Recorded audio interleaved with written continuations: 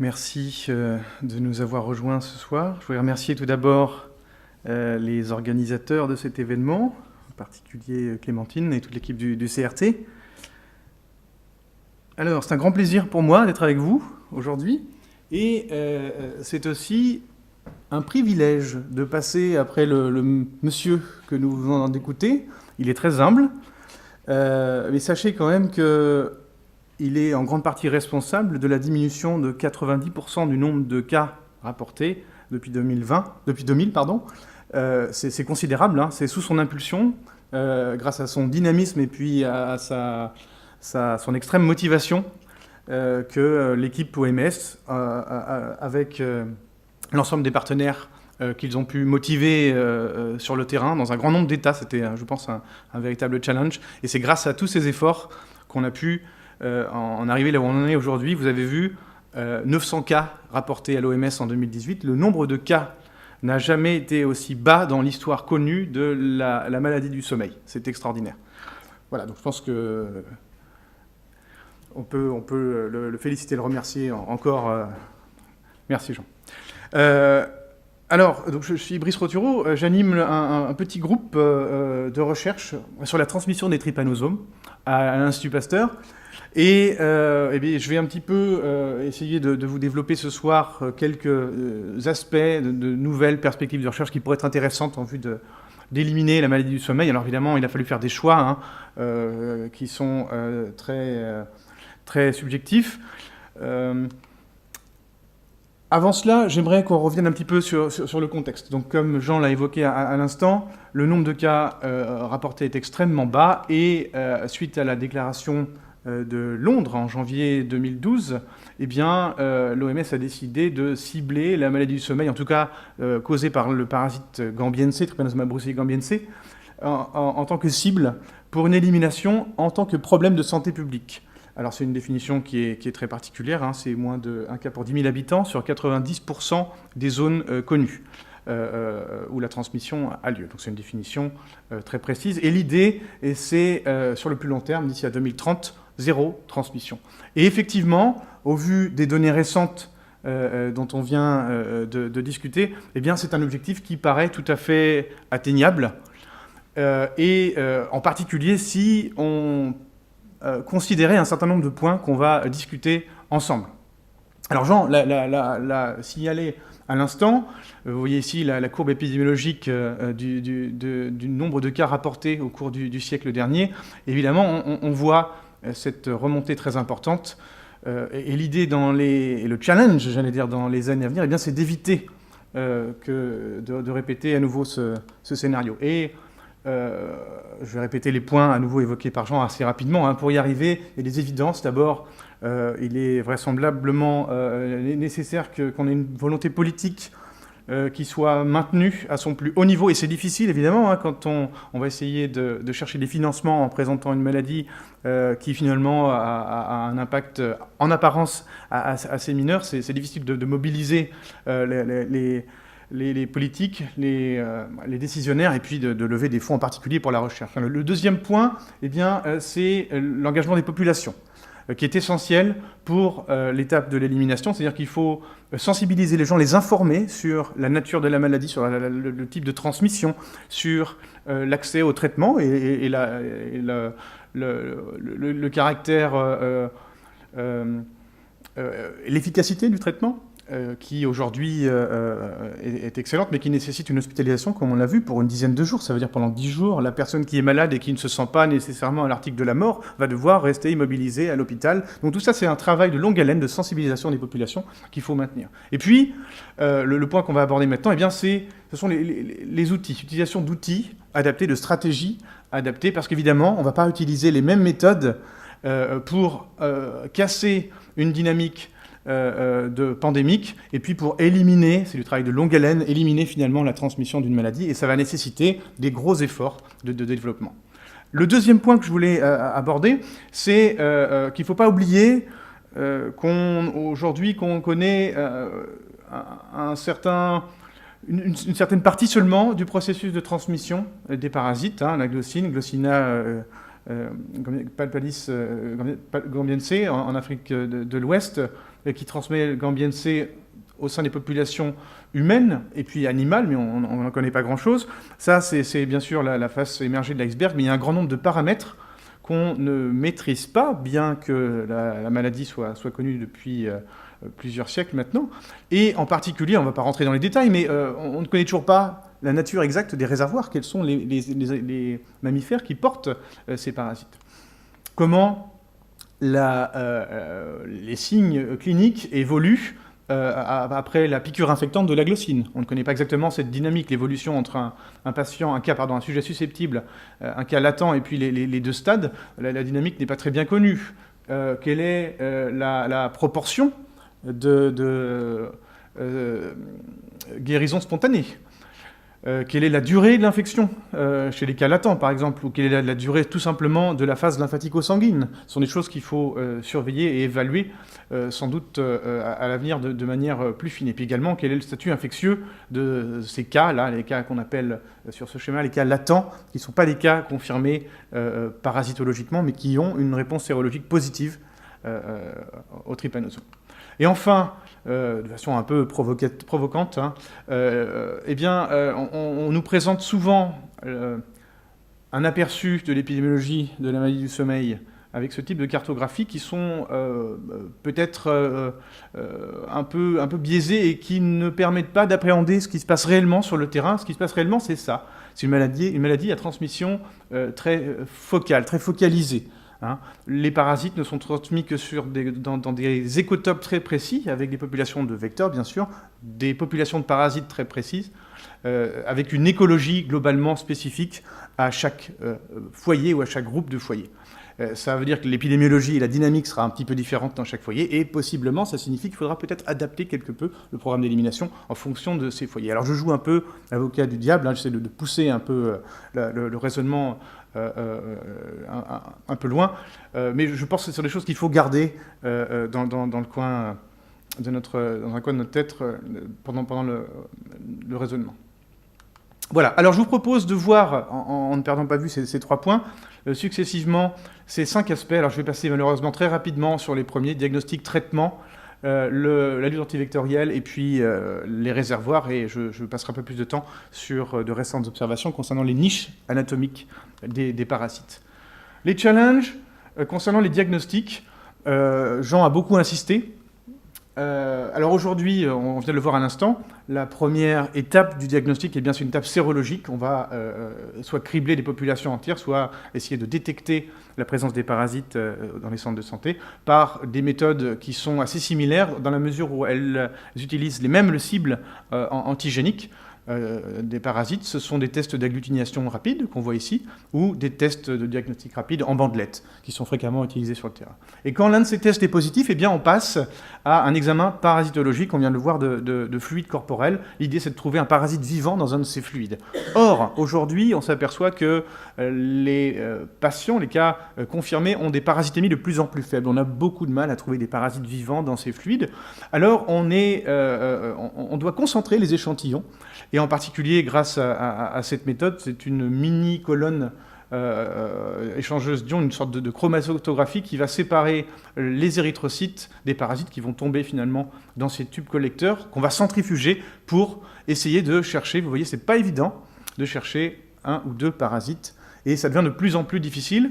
Et lorsque l'on compare les différentes méthodes en termes de sensibilité et de spécificité, eh bien, on s'aperçoit que le tableau est un peu complexe. On a des méthodes très spécifiques, la parasitologie, la mini-colonne qu'on vient de voir est relativement moyennement sensible, et puis au contraire, on a des méthodes qui sont plus sensibles, avec en revanche une spécificité moindre. C'est compliqué. Dans tous les cas, en sachant que la valeur prédictive positive d'un test diminue avec la prévalence, et en sachant que la prévalence de la trypanosomose humaine africaine, aujourd'hui, on peut l'estimer au sein des foyers entre 0,01 et 0,5%, eh bien, on s'aperçoit qu'on manque de tests adaptés à cette dernière étape de l'élimination et de la surveillance, de la validation de l'élimination. D'où l'intérêt de vraiment mettre l'accent sur le développement de nouvelles techniques vraiment sensibles. Alors, je ne vais pas tout lister ici, que nos collègues m'excusent par avance.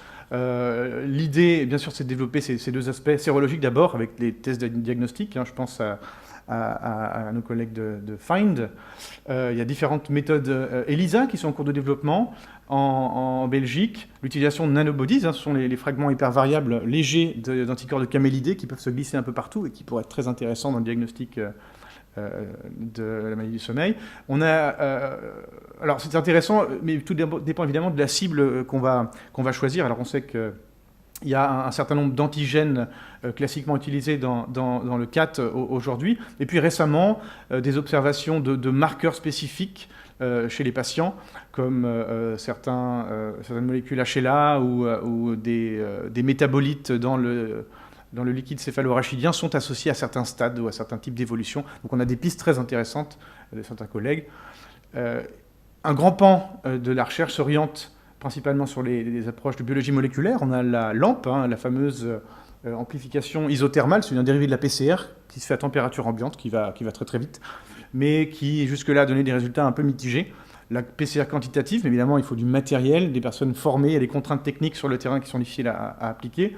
On a la Droplet Digital PCR. L'idée, c'est de réaliser une PCR dans une petite bulle, une émulsion, où chaque brin d'ADN sera amplifié indépendamment. Et puis, un pan de recherche s'offre à nous avec l'utilisation des dérivés des approches CRISPR dans le cadre du diagnostic. Alors, je ne vais pas insister sur le diagnostic. Pour le traitement, Jean a également évoqué les problèmes des traitements actuels. Pour Gambiense, on a la pentamidine et le nifurtimox et fluornitine, donc en combinaison, qu'on a évoqué à l'instant. Et puis pour Rodesiense, sur amine et mélarsoprol. Dans tous les cas, on a des traitements qui sont longs. Ça veut dire qu'un patient va devoir être hospitalisé, même si, encore une fois, les symptômes ne sont pas nécessairement important pour lui en tout cas. La plupart nécessitent des injections intraveineuses, une hospitalisation, des effets secondaires qui nécessitent un suivi et malheureusement des résistances qui commencent à apparaître chez certains patients. Et malheureusement, eh bien, à cause de la variation antigénique de ces parasites, vous savez qu'ils changent de protéines de surface de manière régulière, ce qui nous empêche d'envisager des stratégies vaccinales. Donc, on était un peu limité au cours de ces dernières années, jusqu'à ce que DNDi, qui est une fondation suisse, Drug for Neglected Disease Initiative, que Jean a évoqué également, jusqu'à ce que DNDi mette en place et lance en particulier cette combinaison NECT, et puis le fexinidazole, qui a été accepté par l'Agence européenne du médicament en fin d'année dernière, avec des résultats assez prometteurs. Et puis, on peut citer quand même en développement, toujours dans le portefeuille de DNDi, qui est vraiment l'un des acteurs majeurs avec Sanofi et l'OMS dans la mise en place de ces essais cliniques, eh bien, c'est l'arrivée de la cosiborole, qui est vraiment une molécule assez prometteuse, puisqu'elle est actuellement en cours de phase 3 en République démocratique du Congo et en Guinée. On parle là d'une simple dose PEROS, et le tour est joué, avec une efficacité apparemment redoutable. Donc c'est vraiment un grand espoir là, qui est placé dans cette petite molécule développée par Anacor, une firme américaine. Mais, encore une fois, il faut être prudent et peut-être poursuivre les efforts en cherchant de nouvelles molécules, de nouvelles cibles, pour anticiper l'apparition de résistance et pour combiner les traitements. Et vous voyez que dans le portfolio de DNDi, on a encore quelques molécules qui sont en cours d'optimisation. Voilà, donc il y a d'autres équipes, bien sûr, qui travaillent sur d'autres cibles, des besoins importants et une recherche assez active à Dundee en particulier.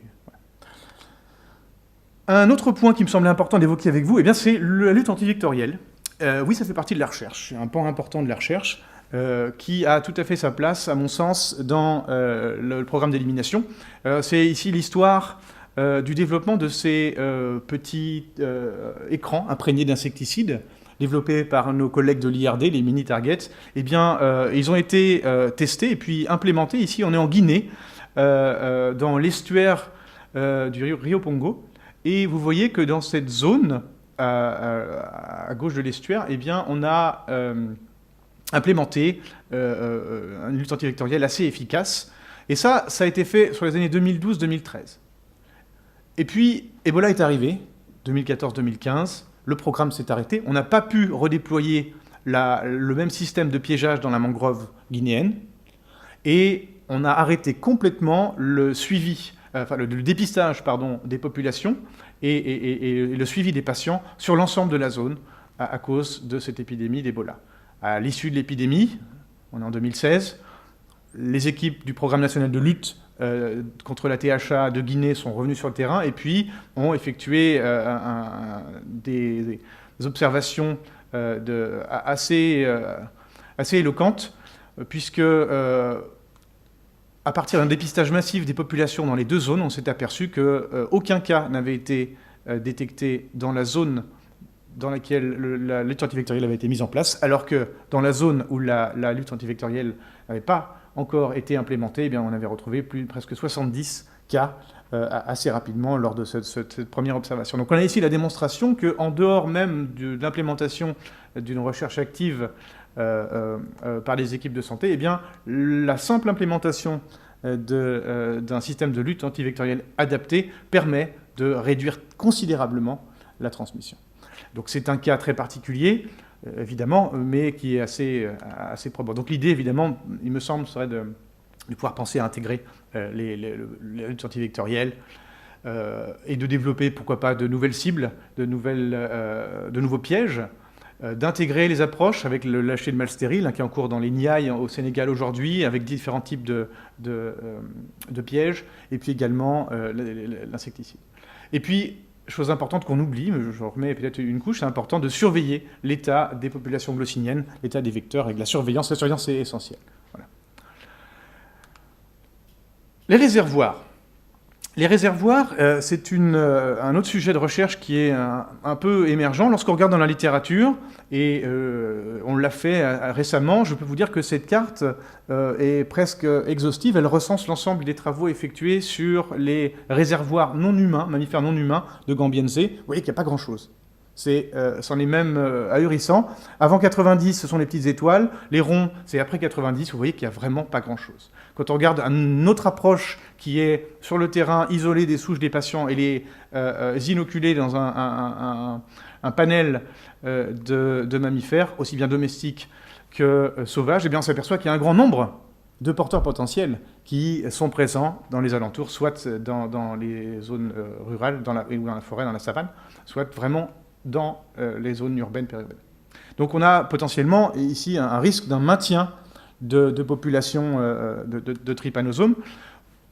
Pour l'instant, on ne sait pas grand-chose, mais il est probablement important d'en avoir le cœur net. On a vu récemment le problème en lien avec l'élimination de la transmission du ver de Guinée et les chiens qui étaient porteurs qu'on avait largement sous-estimés. Donc je pense qu'il y a vraiment des choses intéressantes à faire, en particulier chez les porcs domestiques. Et donc des études de prévalence et d'infectivité de ces mammifères. Et ce sont des collègues de l'IRD en particulier qui travaillent là-dessus en ce moment. Et puis enfin, j'aimerais aborder avec vous un dernier point qui a fait l'objet d'une série d'observations récentes par différentes équipes, qui est celui des niches anatomiques.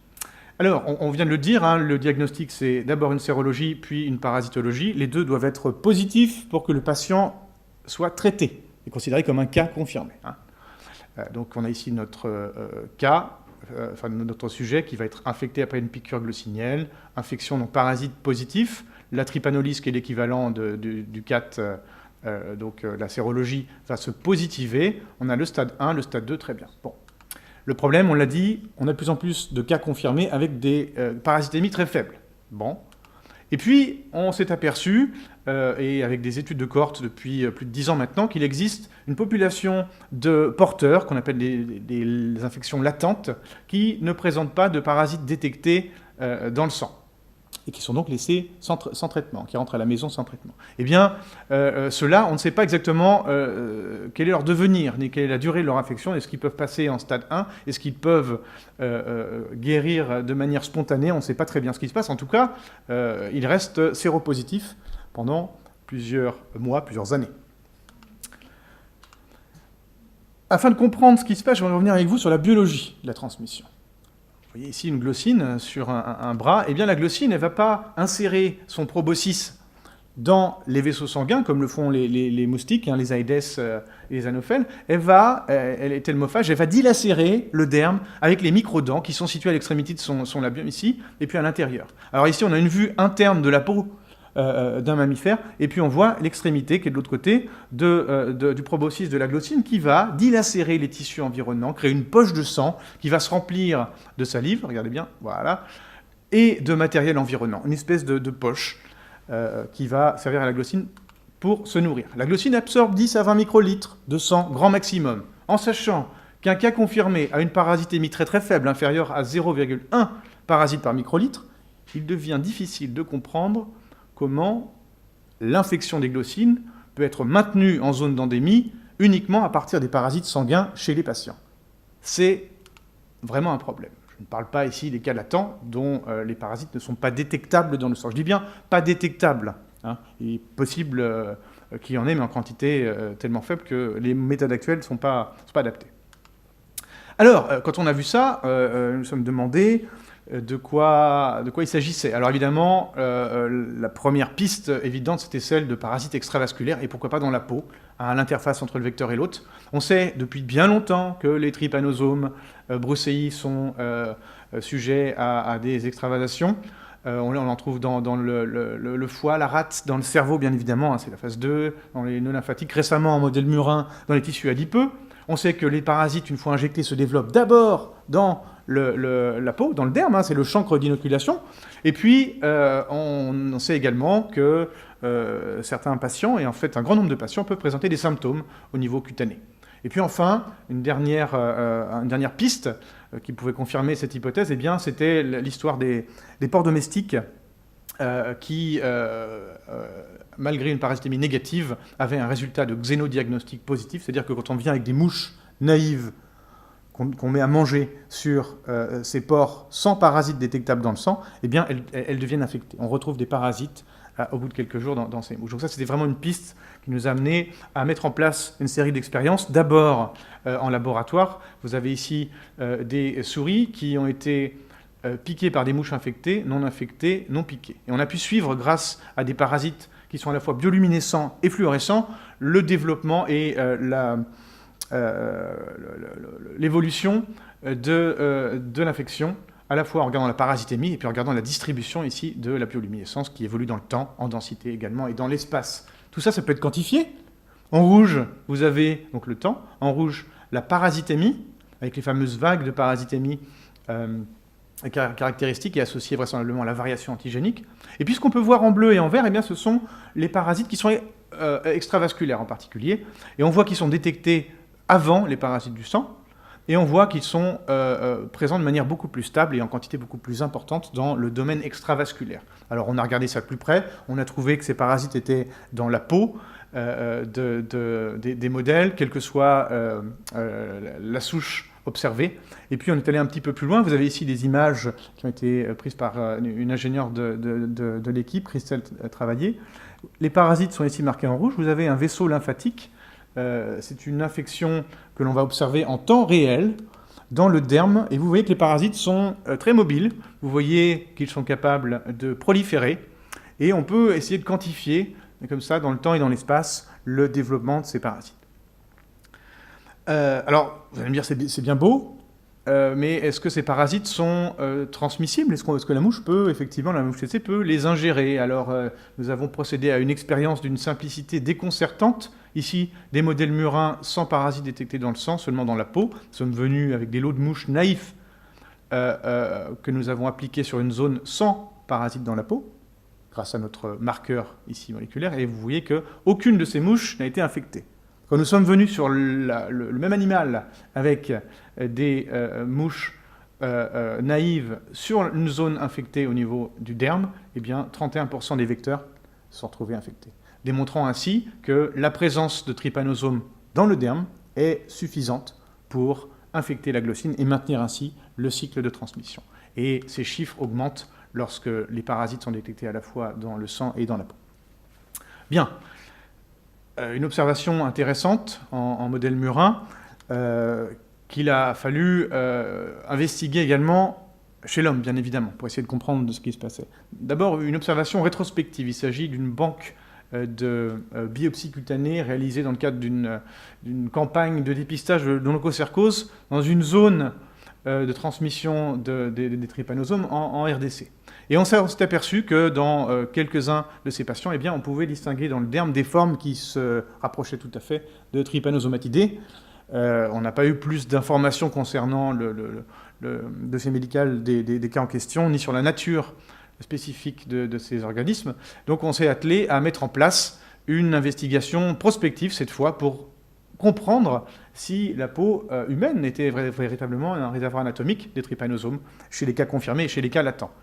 Nous sommes rapprochés de nos collègues guinéens, en particulier dans le foyer actif de Forécaria. C'est le programme national de lutte contre la THA de Guinée qui a fait un travail extraordinaire au cours de cette étude et qui continue à travailler de façon formidable. Vous avez ici les équipes qui procèdent aux tests sérologiques, criblage sur la population, ici un groupe d'enfants qui procèdent au CAT directement sur le terrain sous le manguier. Pour les cas positifs en sérologie, on a une confirmation parasitologique. Vous voyez ici, après une centrifugation et un passage en mini-colonne. Et puis pour les cas positifs en sérologie et en parasitologie, eh bien, il faut faire la ponction lombaire et le compte des leucocytes dans le liquide céphalorachidien. Alors c'est ce qu'on a fait, voilà le processus de diagnostic ici que je viens de vous résumer. Au total, lors de cette étude qui a été réalisée en 2017 pour les inclusions, on a pu screener 5400 cas au total, 5400 sujets, pardon, et pour observer une prévalence de la trypanosomose humaine africaine de 0,52%, et 55 personnes ont accepté d'être incluses dans cette étude, qui consistait à prélever un petit fragment de peau de 3 mm pour des investigations en biologie moléculaire, et puis ici, comme vous le voyez, en immunohistochimie, avec d'abord des sections de ces prélèvements de peau qui ont été colorées avec du Gemsa ou des méthoxylinéosine, donc non spécifiques, et on s'est aperçu qu'on avait un certain nombre de signaux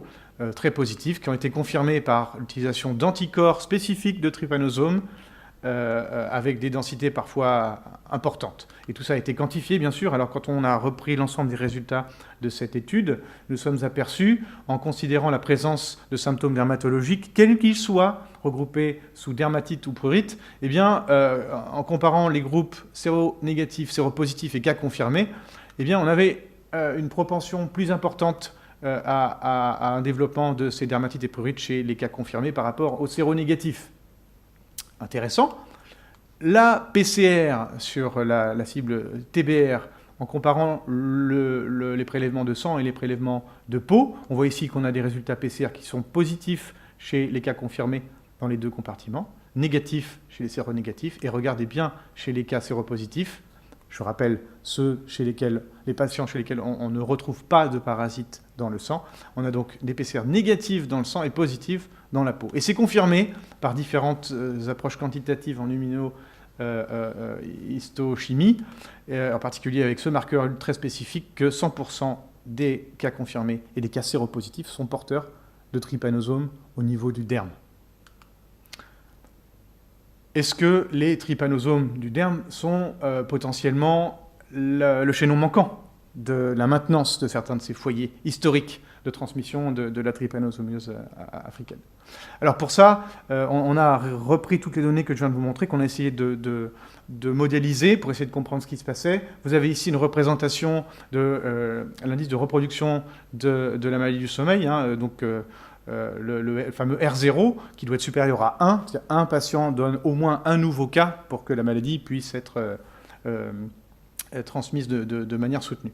Et lorsqu'on compare l'investissement, l'impact de chacun de ces deux groupes, en violet les cas confirmés, en rose les cas latents, eh bien on s'aperçoit que ni l'un ni l'autre, pris indépendamment, ne dépasse le 1.